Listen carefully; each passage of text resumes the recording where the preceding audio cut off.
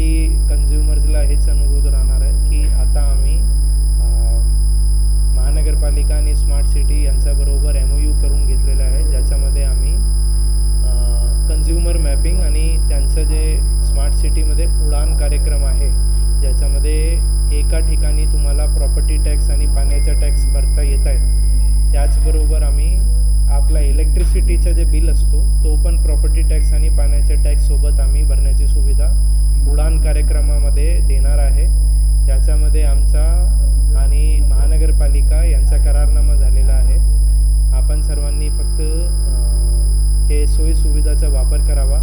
तुम्हाला हे सोयीसुविधाचा वापर केला मग बरेच इन्सेंटिव्ह शासनाने ठेवलेले आहे, ज्याच्यामध्ये आपल्याला 1% डिस्काउंट विदिन ड्यू डेट आणि बरेच अदर बेनिफिट जे आहे ते तुम्हाला मिळेल. मग आपण ह्या सुविधाचा लाभ घ्यावा आणि उडान कार्यक्रममध्ये जेवढे प्रॉपर्टी टॅक्स, पाण्याचे टॅक्स आणि बिजलीचा बिल आहे ते जास्तीत जास्त ऑनलाईन सुविधा उपलब्ध करून घ्यावा आणि हॅसल फ्री आपली सर्व्हिसेस जे आहे त्याचा वापर करण्यात यावा. कन्झ्युमरला आता डिजिटल एन्व्हायरमेंट आहे, ज्याच्यामध्ये आम्ही जास्तीत जास्त फायनान्शियल पेमेंटचा वापर करतो. आता आमचा जे देश आहे ते सर्वात जास्त ऑनलाईन डिजिटल पेमेंट्समध्ये सर्वात जास्त ट्रान्झॅक्शन करणारा देश आहे. मग त्यामुळे आम्ही जे आता सुविधा उपलब्ध करून घेतो आहे त्याच्यामध्ये सर्व्हिसेस एकतर छान आणि प्रॉम्प्ट मिळणार आहे आणि आमचा पण ताण कमी होणार आहे, ज्याच्यामध्ये आम्हाला फिजिकली जाऊन लोकांशी ते बोलणं करावं लागतं, ते पण आता कमी होईल. मध्ये काय असतो की हे नंबर ऑफ कॉलम्स एक तर बघा किती आहे, जवळपास एक 20-30 कॉलम आहे. ठीक आहे, किचकटपणा जास्त, किचकट तोच मी सांगतो.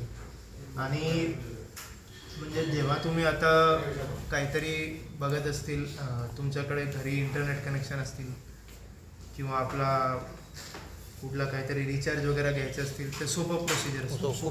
त्यांना सांगायचं आहे, ते घेऊन यायचं आहे, ते बघणार आहे की कुठे वायर टाकणार आहे, टाकून तुम्हाला कनेक्शन चालू करून तुम्हाला डायरेक्ट तुम्हाला फीस वगैरे घेऊन ते चालू होणार. ठीक आहे.